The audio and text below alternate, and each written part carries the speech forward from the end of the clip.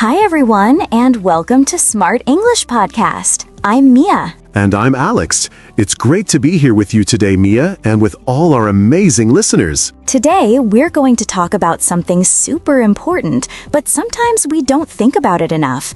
It's something we do every day, hopefully. We're talking about sleep. Yes, sleep. How many hours do you usually sleep, Alex? Oh, that's a great question, Mia. Sleep is so interesting.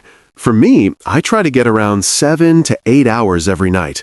Sometimes it's less, maybe 6 hours, especially if I have a lot of work or if I'm watching a really good movie.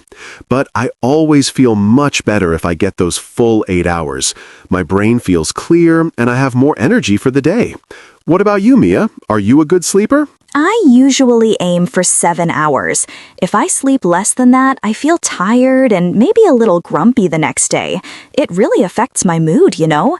What time do you usually go to bed, Alex? And what time do you wake up? Well, my bedtime is usually around 11 p.m. during the week. I try to be disciplined because I need to wake up early for work.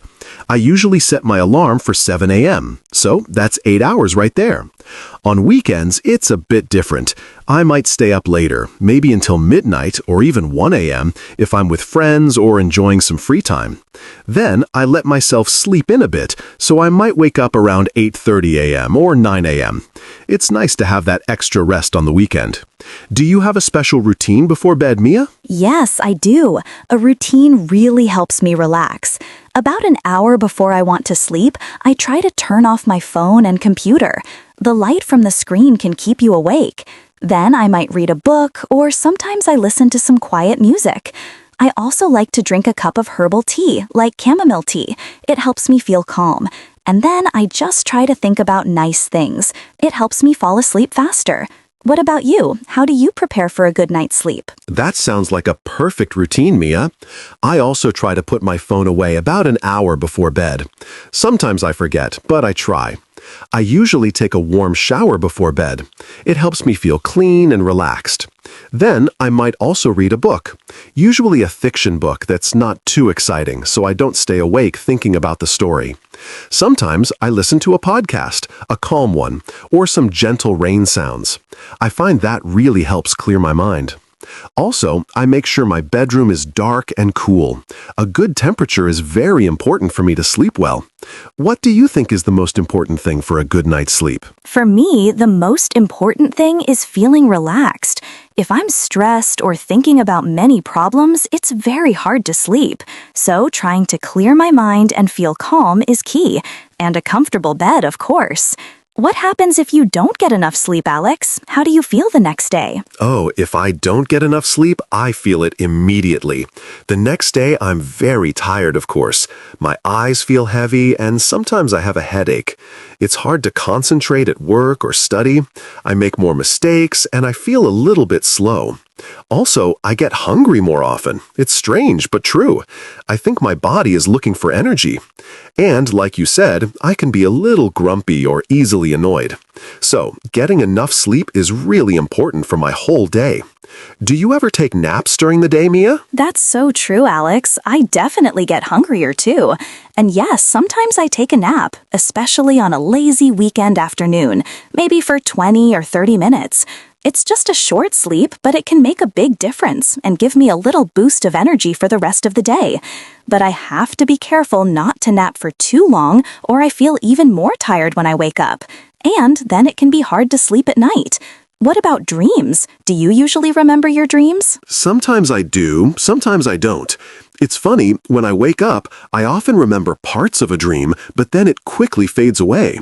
Sometimes I have really strange dreams, like flying or talking to animals. And sometimes I have dreams about everyday things, like going to the supermarket. I don't always try to understand them, but they can be interesting. Do you think about what your dreams mean? Not really, but it's fun when you remember a really vivid dream. It's like a little movie in your head. Well, sleep is so important for our health and how we feel every day. It's not just about resting, it's about recharging our bodies and minds. Let's learn some new words related to sleep now. Great idea, Mia. Okay, the first one is early bird. An early bird is a person who likes to wake up early in the morning. For example, my father is an early bird. He always wakes up at 5 a.m. Yes, I'm definitely not an early bird on weekends. The opposite of an early bird is a night owl. A night owl is a person who likes to stay up late at night. For example, my sister is a night owl. She often studies until 2 a.m. Good one. Next, we have take a nap. To take a nap means to have a short sleep during the day. For example, I like to take a nap after lunch on Sundays. That's a useful phrase. And finally, sleep in. To sleep in means to sleep later than usual in the morning. For example, on my day off, I love to sleep in until 9 a.m. Wonderful words, Alex.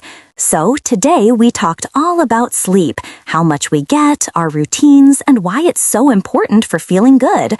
Remember, good sleep means a better day. Thank you for joining us today, Alex, and thank you to all our amazing listeners. It was a pleasure, Mia. We hope you learned something new and found some tips for better sleep. Yes, if you enjoyed this episode, please subscribe to Smart English Podcast on YouTube, give us a like, and leave a comment below. We love hearing from you. See you next time. Bye, everyone. Sleep well.